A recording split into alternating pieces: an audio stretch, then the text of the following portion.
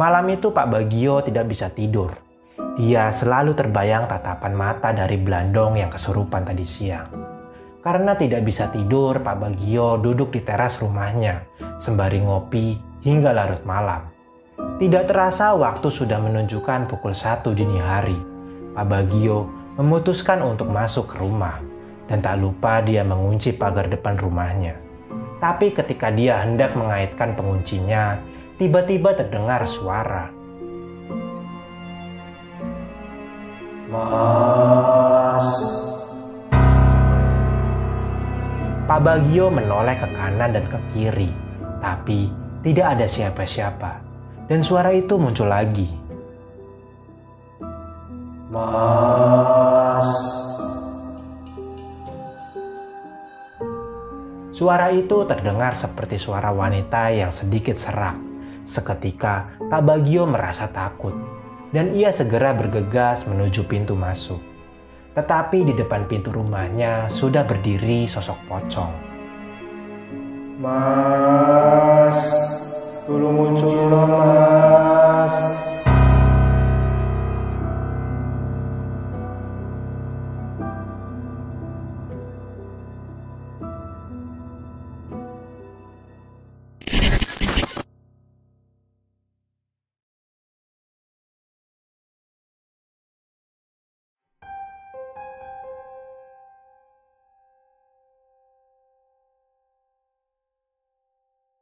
Pak Bagio yang ketakutan justru berlari keluar halaman rumahnya.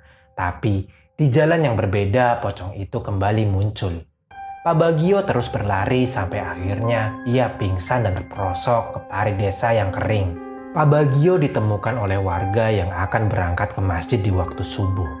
Warga setempat mengira itu adalah mayat, hingga dikerumuni beberapa warga. Bersyukurnya Pak Bagio hanya pingsan saja, tapi ada luka yang cukup serius di dahinya karena membentur batu ketika jatuh. Pagi itu warga langsung membawa Pak Bagio ke puskesmas. Di sana Pak Bagio bercerita kepada warga yang mengantarnya kalau dia semalam melihat pocong culi. Mendengar cerita Pak Bagio, ada salah satu warga, sebut saja Mas Sulis. Dengan raut muka kaget, dia berkata, "Wah, sampean yo diweruhi toh, Kang." Ternyata beberapa hari yang lalu Mas Sulis ini juga melihat pocong culi. Cuma karena takut, dia tidak bercerita kepada siapapun.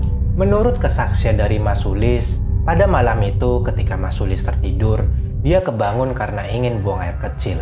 Dan ketika dia ingin ke kamar mandi, tiba-tiba Mas Sulis mencium bau bangkai. Tapi karena posisinya sudah setengah mengantuk, ia pun tidak memperdulikannya.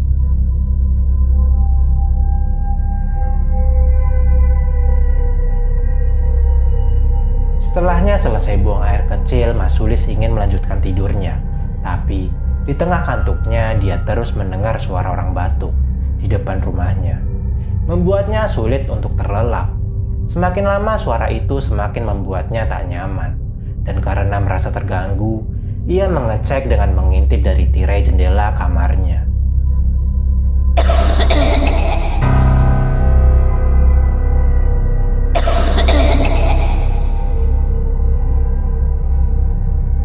Betapa kagetnya Mas Sulis. Ternyata yang ia lihat di depan rumahnya adalah sesosok pocong.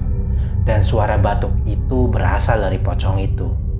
Sosok itu batuk-batuk dengan kepalanya yang mentak ke depan di setiap batuknya.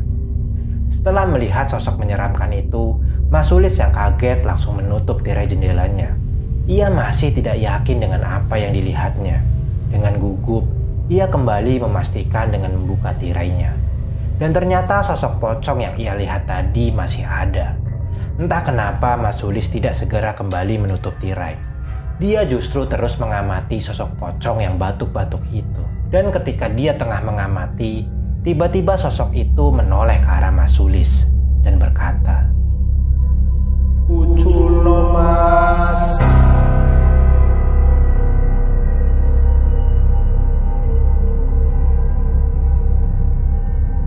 Seketika tubuh Mas Sulis lemas dan terjatuh ke lantai.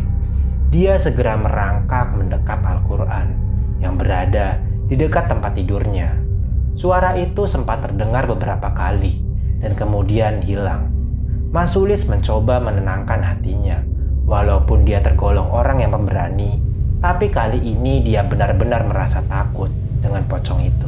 Dan akhirnya cerita Masulis dan Pak Bagio pun menyebar ke seluruh desa dan membuat semua warga ketakutan. Karena itu setiap menjelang petang, sehabis maghrib warga tidak ada yang berani keluar rumah.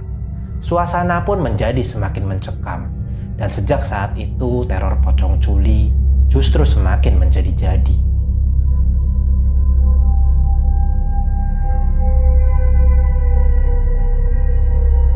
Pernah suatu malam ada yang mengetuk setiap pintu rumah di desa itu tanpa ada yang kelewatan. Meski tidak ada yang melihat penampakan pocong itu, tetapi warga meyakini bahwa teror suara ketukan pintu itu berasal dari pocong Culi. Namun kondisi itu malah dimanfaatkan oleh maling. Salah satu dari warga kehilangan 1 ekor sapi. Oleh karena itu, warga mengadakan ronda bergiliran.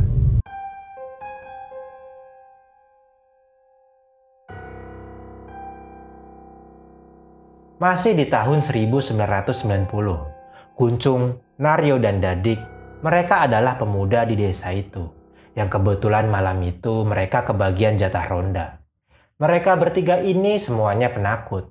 Sekitar pukul 10 malam mereka mulai berjaga. Untuk mengisi waktu, mereka memutuskan untuk bermain kartu. Dan tak terasa waktu menunjukkan hampir pukul 12 malam. Seperti pada umumnya, di desa itu setiap tengah malam para warga yang siskamling akan membunyikan tiang listrik sebagai penanda jam. Dan ada 3 tiang listrik di tempat berbeda yang harus dibunyikan di desa itu. Seharusnya mereka berpencar dan membunyikan tiang itu. Tapi karena mereka semua penakut, mereka bertiga memutuskan untuk membunyikan tiang listrik itu dengan bersama-sama.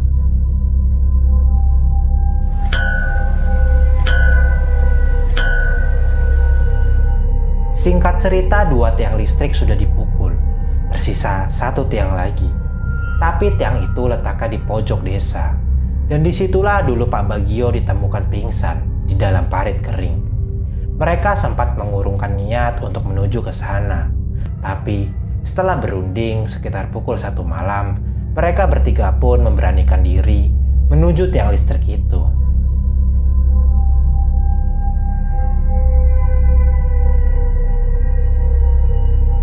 Singkat cerita, sampailah mereka di sana. Mulanya tidak ada kejadian aneh. Kuncung yang bertugas memukul tiang listrik itu.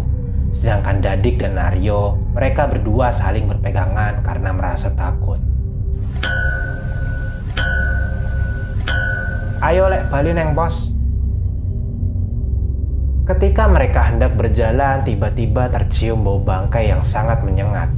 Di situ mereka bertiga saling bertatapan. Tanpa berkata-kata, mereka langsung berjalan agak cepat. Namun di tengah jalan, langkah mereka terhenti. Dari kejauhan, mereka melihat sosok putih berdiri tegap di tengah jalan. Karena terlihat kurang jelas, Naryo mencoba menerangi dengan senter. Tapi tiba-tiba sosok putih itu menghilang. Karena ketakutan, mereka memutuskan untuk memutar balik, mencari rute yang berbeda untuk kembali ke pos jaga. Dalam perjalanan, mereka bertiga tak saling bicara. Terlihat raut wajah mereka yang takut dan tegang. Tapi ketegangan itu tercairkan ketika ada mobil yang melintas. Terlihat sorot lampunya dari kejauhan. Mereka pun akhirnya sampai di pos jaga.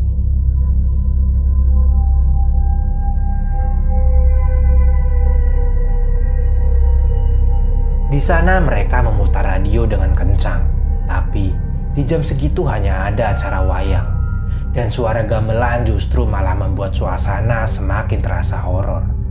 Akhirnya mereka melanjutkan bermain kartu. Tapi beberapa waktu kemudian tercium lagi bau bangkai yang busuk. Kali ini mereka semua menciumnya. Saat itu mereka hanya saling berpandangan. Sedikit demi sedikit mereka mulai merapatkan posisi duduknya. Dan tiba-tiba ada yang memukul kentongan yang tergantung di pos itu. Tapi setelah dilihat ternyata tidak ada siapa-siapa.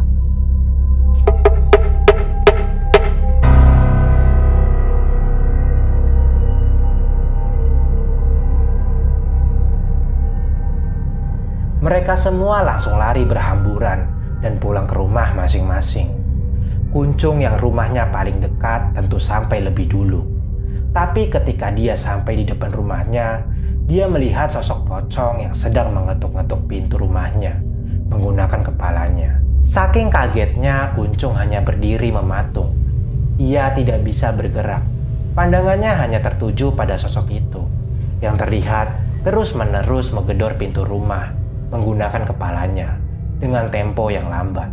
Tapi tiba-tiba saja pocong itu menoleh ke arah Kuncung dan berkata, "Culi, Culi, Culi."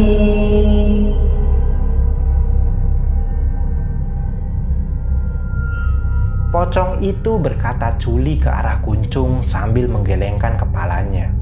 Di situ Kuncung langsung berteriak dan seketika ia jatuh tak sadarkan diri.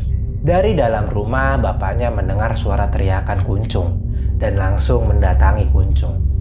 Di waktu yang hampir bersamaan ternyata Dadik dan Naryo juga mengalami kejadian serupa dan sama persis. Cerita mereka bertiga pun menghebohkan seluruh desa. Ditambah lagi banyak rumah warga yang pintunya diketuk oleh sosok pocong itu.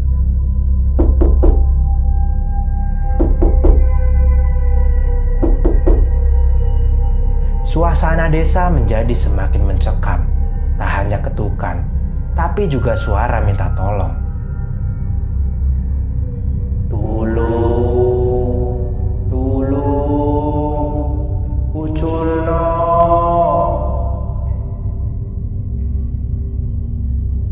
Suara itu kadang mengelilingi desa di tengah malam. Sempat tidak ada solusi untuk masalah teror itu. Dan saat itu para sesepuh desa mulai menceritakan kembali asal-muasal pocong itu.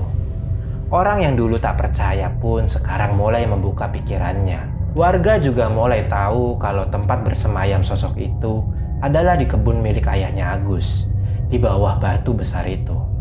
Satu-satunya solusi adalah harus ada orang yang berani melepas tali pocong itu.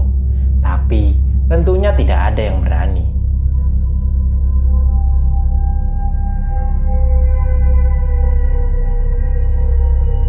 Sudah sekitar 4 bulan terakhir, teror pocong Culi itu merasakan warga. Yang bisa dilakukan warga hanyalah berdoa. Dan akhirnya warga desa berbondong-bondong melakukan muwajadah di masjid untuk memagari desa. Dan entah saran dari siapa, semua warga di desa itu memelihara angsa untuk menangkal kedatangan pocong itu ke rumah mereka. Dan setelah itu teror pocong Culi yang diduga adalah Mak Welas kian meredup dan berangsur-angsur menghilang. Sampai saat ini di desa itu hampir setiap rumahnya memelihara angsa. Dan konon masih ada juga orang yang melihat pocong Culi. Yang diduga kuat adalah pocong yang sempat menghantui desa itu 21 tahun yang lalu. Mas, dulu muncul mas.